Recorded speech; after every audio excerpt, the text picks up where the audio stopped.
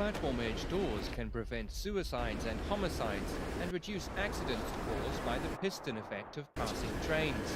They can also prevent litter from falling onto the tracks and improve climate control in the subway system. Installing these devices was previously not practical in New York, as its subway trains vary in make and size. Thus, the location of where the car doors open varies. Platform dynamic doors can detect where the train stops and adjust where the platform edge doors open accordingly.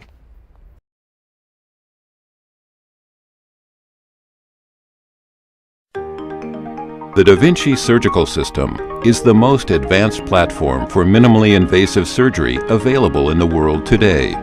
The integration of high-resolution 3D vision, wristed instruments, and intuitive motion control enable the Da Vinci surgeon to transcend the limitations of conventional surgical technologies. The Da Vinci surgeon views a remarkably clear 3D image of the surgical field. The system scales, filters, and translates the movements of the surgeon's hands on the master controllers to 4 interactive robotic arms on the patient cart. Da Vinci EndoWrist instruments are designed with a unique wristed architecture that provides 7 degrees of freedom for a range of motion greater than even the human wrist. This proprietary design enables surgical maneuvers impossible with conventional laparoscopic tools. The system requires that every surgical maneuver is under the direct control of the surgeon. Redundant safety checks prevent autonomous movement of the instruments or the robotic arms. The Da Vinci S surgical system moves surgery forward with a new level of technical capability that enables minimally invasive surgery in complex procedures as never before. Da Vinci provides a streamlined surgical experience that benefits the hospital, the surgeon, the OR team, and, most importantly, the patient.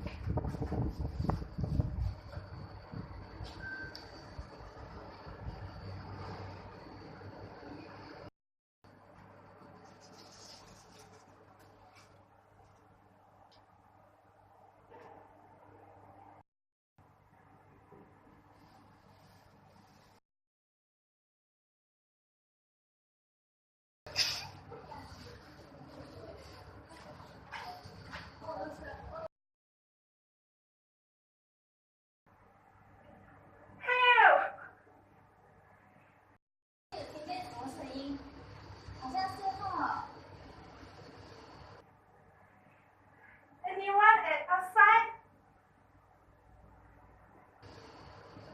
Yes, we are outside the lift now. Can you hear me? Yes, we will call to the control room to help you guys.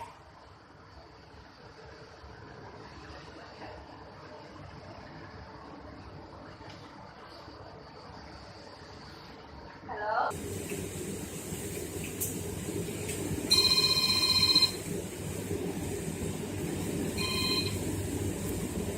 Hello? Yes, control room. Is there anything I can help you? Okay, I see. Be patient. Don't worry. I will be there within 5 minutes. Okay?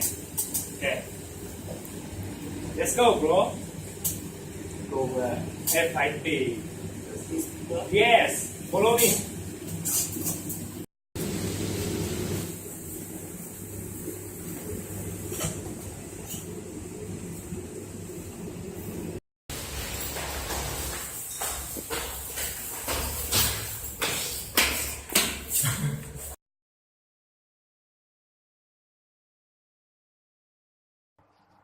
Don't panic, we can press this button and wait for help. We need to press all the button below to make sure the lift won't flow.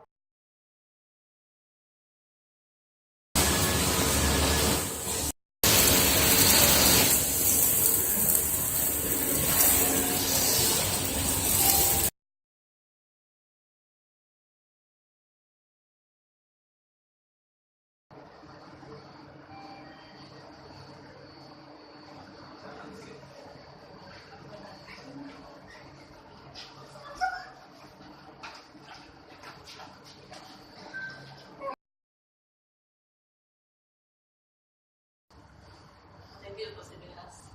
Welcome, this is our job.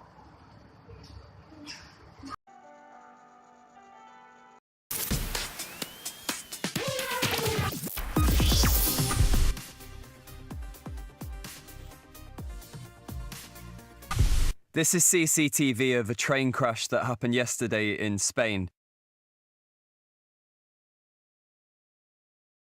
It's a horrible incident and nearly 80 people have been confirmed dead so far, with a similar number injured. It was travelling from the capital Madrid to Ferrol and derailed at around 9 in the evening.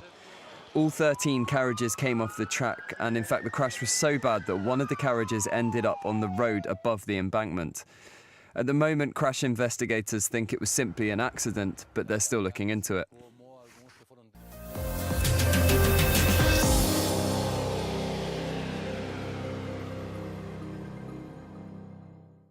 At 10:33 a.m., LaGuardia Tower advises TWA of traffic off to its right.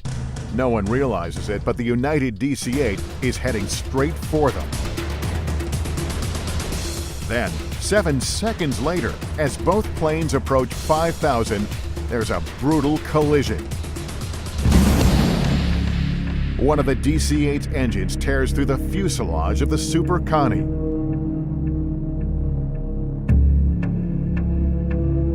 The TWA plane breaks into pieces and goes down on the spot, crashing in Staten Island's Miller Airfield. But the United jet manages to stay aloft for 8.5 more miles until it's over Park Slope, Brooklyn, where Tom Regan, then 20 years old, is standing on the street.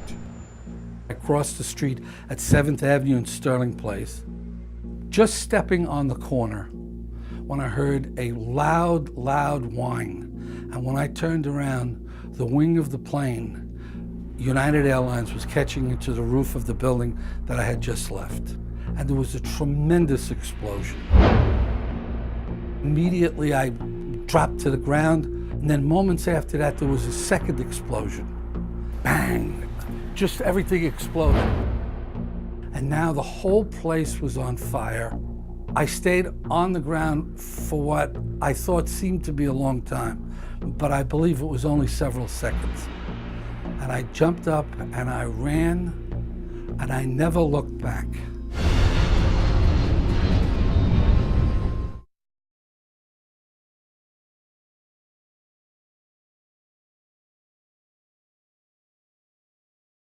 This dashcam footage from Taiwan is as incredible as it is horrifying. The extraordinary scene from CNN affiliate TVBS shows the TransAsia ATR 72 shortly after takeoff. Then the unthinkable, the plane cartwheeling over an elevated highway, slamming into a barrier and then crushing a passing taxi, ditching into the Keelung River below. 58 passengers and crew were on board the flight. Aviation authorities say that more than a dozen lost their lives. Incredibly, they say, there were survivors of the crash escaping the sunken fuselage. And the dramatic rescue scenes played out on live TV, with more than 100 first responders rushing to the scene, desperately searching for more survivors. TransAsia officials say the plane was new and recently serviced, but this is the second deadly TransAsia crash in just 7 months. I would like to express our deep apologies to the victims and our crews. Again, we express our deep apologies. Family members were left angry and distraught. We had to contact the airline first. The airline didn't pay attention to us. They're busy confirming information. Their attitude is terrible. The reasons for the crash are unclear, but the recovered flight data recorders should help investigators understand just what went so horribly wrong. We can show you live pictures now of the authorities trying to bring that fuselage out of that shallow river. When the plane crashed, effectively it flipped over. It was upside down, and you can imagine how disorientating and terrifying it would have been for those passengers who survived to try to get out. Some of them, in fact, managed to get out just by walking and coming out on their own steam with the help of the rescuers. All of this unfolded on live TV in Taiwan, gripped the nation and, in fact, gripped the world as this unfolded.